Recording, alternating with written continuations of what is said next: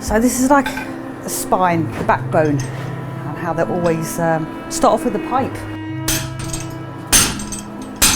And by using this, which I made nearly 30 years ago, can create the kind of almost like egg shape, hourglass form. And then by compressing it, then gives it more definition to look like a spine, I think, anyway. I'm sort of just bashing it in line because it can go a little out of shape. And when you compress it, it's quite critical that it's in line. Otherwise it might not compress properly.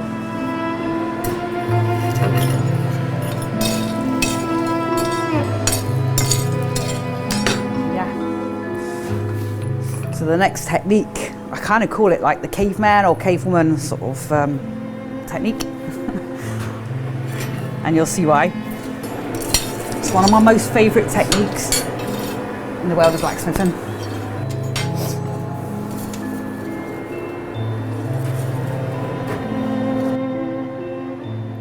The most important thing to be aware of is the steam or the water once you're dunking it in or quenching it, because it can shoot out. So always aim it away from yourself or anybody else.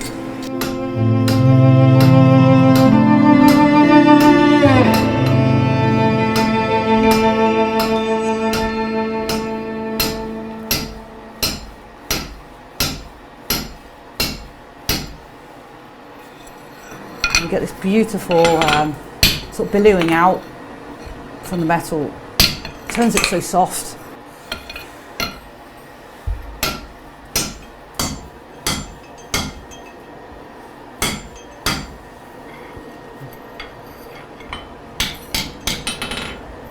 Yeah, I'm happy with that. So that's 2 joints already done now. I've always had a fascination with the spine, the backbone, sort of having a backbone in life, and to be able to create my own one out of metal, I suppose, summed it up for me really. And the actual technique itself, I just love that process. And having made my own, it's called a butcher tool. So when you make your own, I suppose, tools for the job, you become even more closer to the technique. Inspiration for my work, a lot of it I think is due to my granddad. I was allowed to watch Hammer House horrors as a small child, and I've always had this notion about embracing fear. My favourite actor is Boris Karloff, who played Frankenstein, and Mary Shelley, wow, who brought that into the world. So they were kind of my starting off blocks really, and I love Halloween. It's my favourite day of the year. I even have made my own Halloween game show now.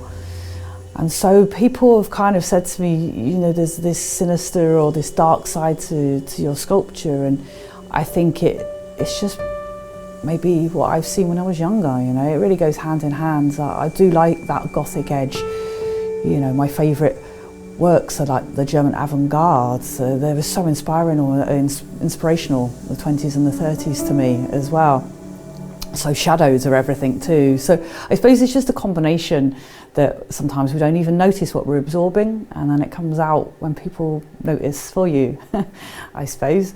But yeah, this new collection, wow, I've gone through quite a bit to get there, because I've always been squeamish of what's inside.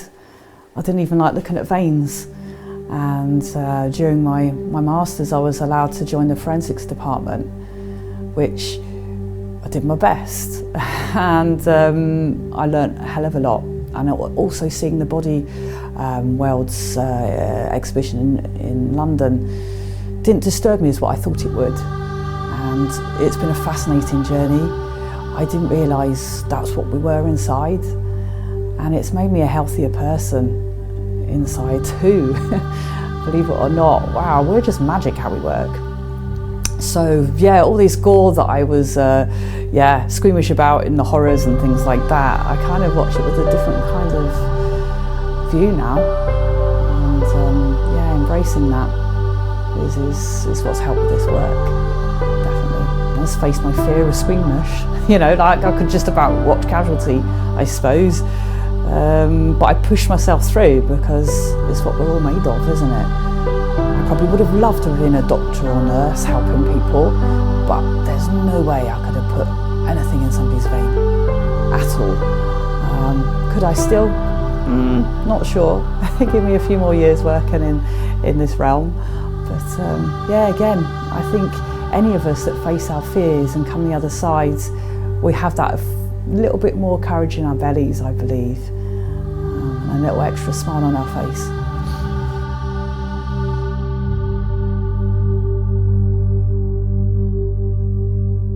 This is my intuition sculpture, and this is one of 5 in my collection against all odds.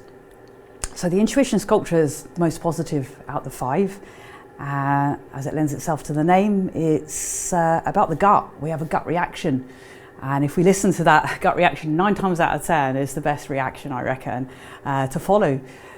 Kids and animals, they live in their intuition, I think, a lot of the time, and we kind of seem to grow out of it maybe for some.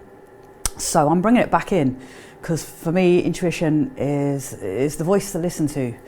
And so I wanted to honour that in making this sculpture solely out of metal. Even when I was making this, I was thinking, oh my God, am I going to be able to make it? It was so challenging and intricate. I've used the bone technique, as you saw earlier, for the outer intestines and sort of folded that round. And then for the inner intestines, I've used pipe, probably about maybe 5.5 meters, all been told, all in pieces and segments, trying to wrap it in. I think it was like the most 3D jigsaw puzzle I've ever had to create or make. And at times I didn't know if it was possible. But through perseverance and intuition, I sort of managed to sort of weld it all together. And it's made me a lot more humble about how we are inside. We have, something like even this. When I was forging this, I did not realise that our appendix were that tiny, but played such a massive, important place in our bodies. And if it went wrong, how dangerous it could be. So this is going to be an amazing learning curve through forging and getting it right. It's my interpretation, and I didn't even know our stomach was up there. So yeah, through all of this, I hope you come and have a little rub of the intuition. Hopefully it will give you more intuition or heighten your intuition through making this. Similar to like the Buddha and the belly and prosperity. So yeah, intuition, really, really important. It's been something, I've never touched clay really before, and one of the reasons I did my masters at Wrexham at Glendower University, I was allowed to sort of investigate ceramics as part of it. So that was what took me there. And so for because in between COVID and that, so I suppose I spent about 3 years learning clay. Raku firing is an amazing process. You make your brains or your heart as whatever your desired sculpture. It mirrored quite a lot of blacksmithing in some ways, and some of it was just up to the lap of the gods and goddesses, if it was going to blow up or work, really. Trial and error for me has always been how I've kind of lived my life as well.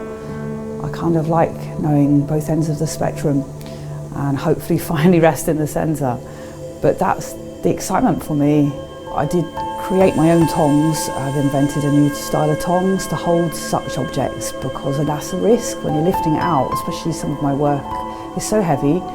And the Raku kiln was quite low down, and it dates back to my blacksmithing really. Everything I try and do is ergonomically thought about, so I need to bring that into the way that I navigated raku firing. So these tongs helped, and it's helped a few friends too. So when I'm lifting it out the second kiln firing, it could break or crack, but also the lift, I could drop it and then I pop it into a dustbin full of combustibles. Got newspapers, sawdust, people use all sorts of things. So I felt like I was going against all odds, putting the two together, putting this beautiful metal and the clay and firing them together. And the other duality of my show, Against All Odds, is I'm a survivor of emotional abuse. And against all odds, I'm here, still standing here, surviving through that, and with a smile on my face and with no bitterness. And this is what the show is about.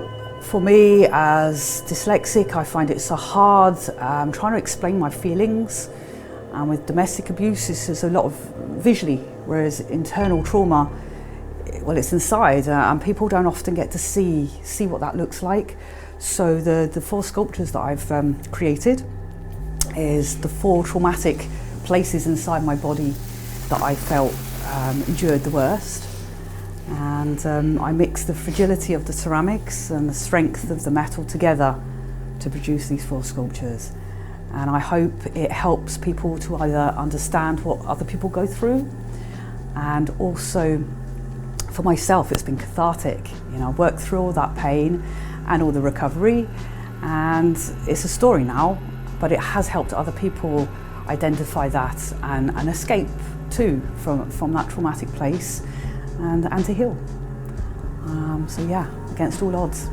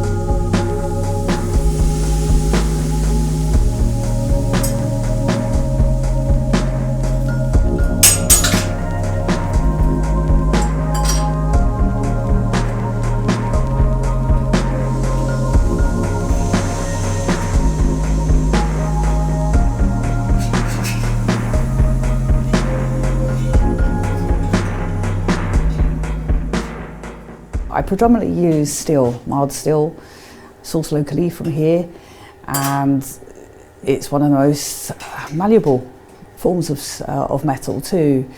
It's cheaper as well. Not everybody can afford stainless steel. However, I have just bought myself my new welder, my TIG welder, which will enable me to work with stainless steel and aluminium. So that's my next challenge in the world of metal. But formerly, I'm always using steel. It's more universal and it's an easier, lower temperature in the forge. Creatures are my favourite. I just love the essence of what creatures can have. To me, even if I'm doing an animal that people know of, it's all about the detail. For example, the Offspray sculpture, I was lucky enough to go and observe them. And the details for me are all in the claws. Fascinating. It's not until you get really close to some animal, if you're lucky to observe these tiny little attributes that makes them who they are. So that's what I look for in animals that are real, and animals that aren't, that are in our imagination or I'd be inspired. Again, it'll be the detail, but most of all the movement. You know, just a tiny bit of the spine movement or the eyes can, to me, bring it alive. I do feel like Frankenstein sometimes, when I'm welding them together or forging them, and sometimes it's sad because I have to chop an arm off or something, and it feels quite savage, but it's easy to repair, so that's okay.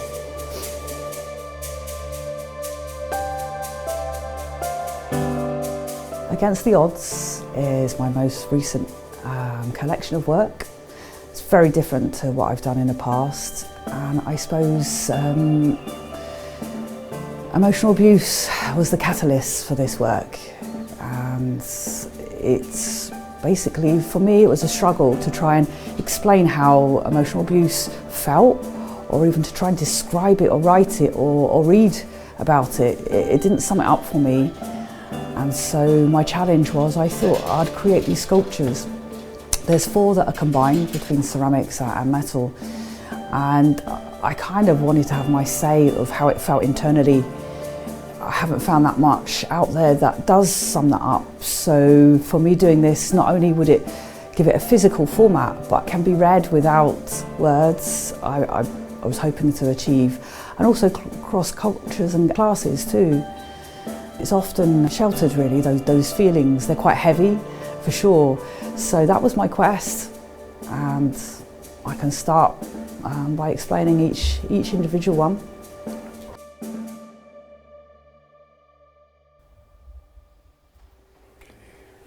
So the first in the collection, I'll start from the top of the body down, as it's seen so often by people as a body of trauma. So the brain that you'll see in this sculpture, I titled Mind Control. Most people probably would hear the word gaslighting. It's more commonly used. I tried to find a derivative of that, and it came from a couple of films, a British and American film. One of the films that I've watched has got Angela Lansbury in it. I think it was the start of her career. And wow, it's so poignant, and I think it was so pioneering in the 1940s to have this made. And I don't want to spoil it for people, but it's well worth a watch.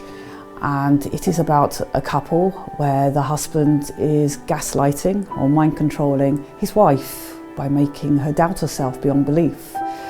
So this is where the name comes from, is basically from that film. So bringing it to contemporary, if I think of gaslighting, the image doesn't match what I truly believe feels, that pain. So that's why mind control is important to me. And if you look at the sculpture, you'll see I use fishing hooks to highlight the areas of the brain that suffer with this trauma. From childhood trauma to adult trauma, these are the sections of our brain that gets affected. And with fishing hooks, they're not easy to remove. So I kind of thought by having these fishing hooks sort of really pierced in there, even when we do take them out, it takes a while to heal. Recovery can be a long time. I've been in recovery, I suppose, 7 years with this.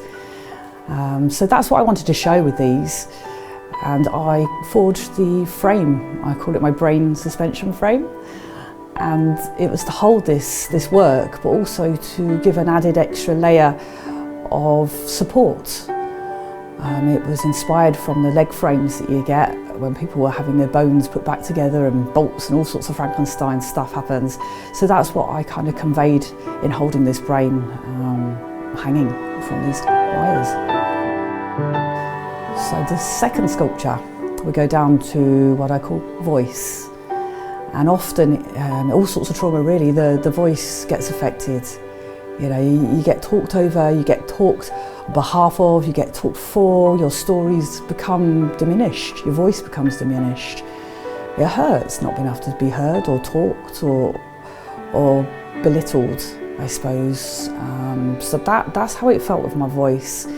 And unbeknown to me, I didn't realise that because of this trauma, years into this relationship, my thyroid became dysfunctional.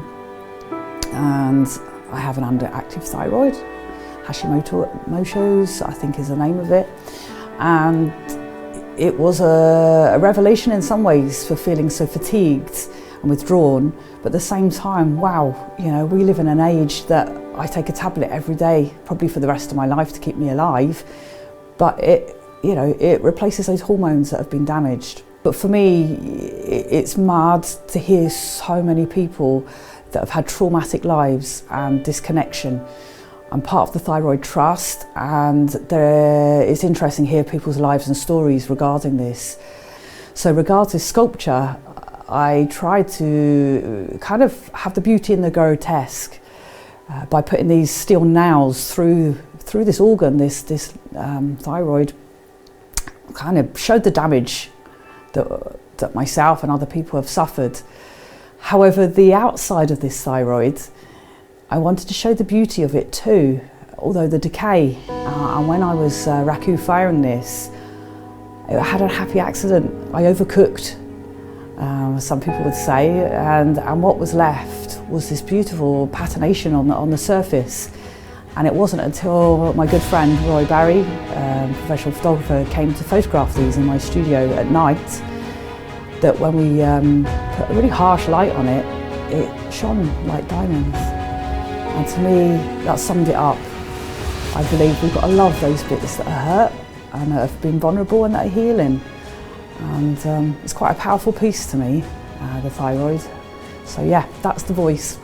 So the thyroid, I didn't realise, is here. It's like almost like a little butterfly. People have different reactions. You know, I notice if I'm talking stressfulness, it goes red. Other people's can actually get bigger, almost like a tumour growth. Happens on animals too, not just humans. So yeah, it's quite a fascinating organ. Rationalises our hormones.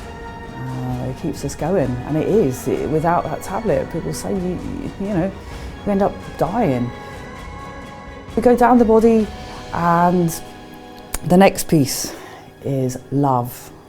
And I think this is at the root of most trauma, I believe, is love. Whether we're in a relationship and we're falling into that relationship because we're falling into love, or whether we're born, as I was, to someone that I was supposed to love, but they didn't love me the right way. So I kind of look at love, and it's like, it's such a big feeling, and this is why I try to summarise it with a heart. But when we leave these abusers or disown them, as I have, you're still going to have this little kind of like a broken heart, and the attempt was to sort of fix this together. You know, our scar tissue always remains there. And maybe it's to show us that we are triumphant. We can come through this with courage and help from our friends and family. So that's what I tried to show with these staples of, yeah, it's raw. It's not nice. And we're always going to shed a little tear for that. But don't stop loving. Is the motto from that, I suppose. And finally, we have anxiety. This sculpture gave me anxiety making it. And for, I think, pretty much the whole of the world, whether we realised it or not, we suffer with anxiety through COVID. So again, it's a traumatic response in a traumatic relationship of any sort. Anxiety, it's for and foremost. Walking on eggshells is another physical image that I could see, and that's how it felt in my life. And with anxiety, it wasn't until I stopped during COVID for a few months that I've actually acknowledged my anxiety. And how it felt to me was not being able to breathe. It felt like my ribcage was, you know, digging in. It was restraining my necessary life sort of source, really, that breath. So this is why I sculpted it like this. Originally, I tried to do the ceramic lungs fired inside a forged piece, but the clay shrinks, and so they were rattling around a little bit, which wasn't what I wanted to show. So in the end, this sculpture is all articulated. Every single one of those ribs is forged separately and drilled and bolted to the spine that I forged too, so it could encapsulate, restrain those ceramic lungs. When I was tightening up each nut, the lungs did groan and creak, which gave me anxiety.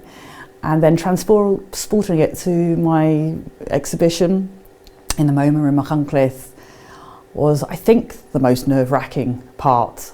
Travelling in my little van with anxiety in the back, I thought to myself, I'm giving myself anxiety, a little holiday here. And it was nerve-wracking, and it held, and I put it in situ, and I think I've overcome a lot which comes with anxiety. And that was this kind of story really with anxiety. It's held on wires, again, because we store so much anxiety and trauma in our spine too. So it's just to highlight those areas and not to forget them.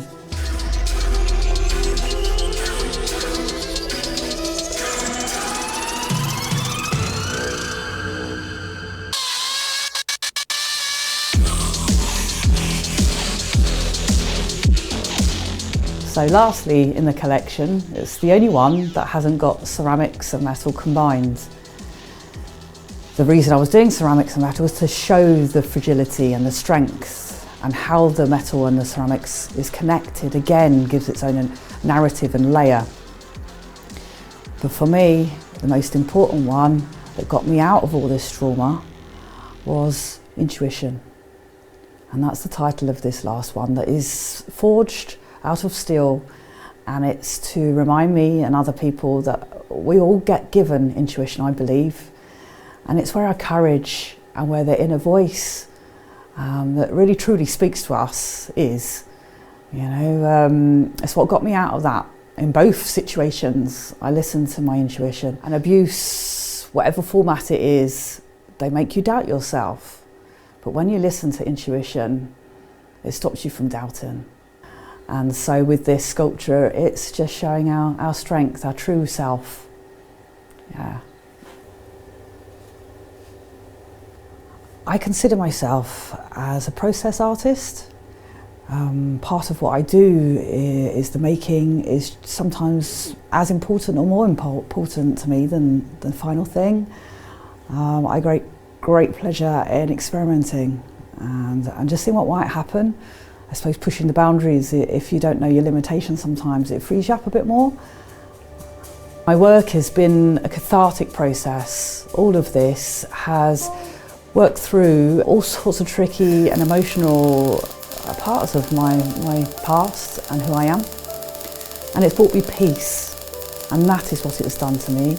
And I think my art does. I kind of let it go, whatever the topic it is.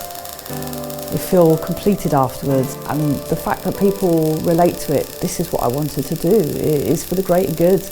I wanted to spread awareness and to stand in front of people openly and say I'm not ashamed and not embarrassed of what I went through. And I think more people that I can stand up and go, this is not right, but by sharing it, solidarity and unity between whatever of us have gone, and people to understand that haven't gone through this, hopefully that just makes people understand a wee bit more, because at the end of the day we're all vulnerable, and I think that's what unites us fundamentally across everywhere, and yet it's our biggest strength when we do share it, with the right audience perhaps sometimes. So that's why I've done what I have. And throughout my life there's always been some sort of battle, and I think that's what's fed my art, to create something that is so abstract sometimes. I wanted to bring it into the physicalities so people could see it, because I think that sometimes helps more for me, definitely, than the words or the reading. It's actually seeing something and even touching it and bringing it into this place that it didn't exist before. So yeah, that's how I see this collection of work, and yeah, I'm looking forward to the next.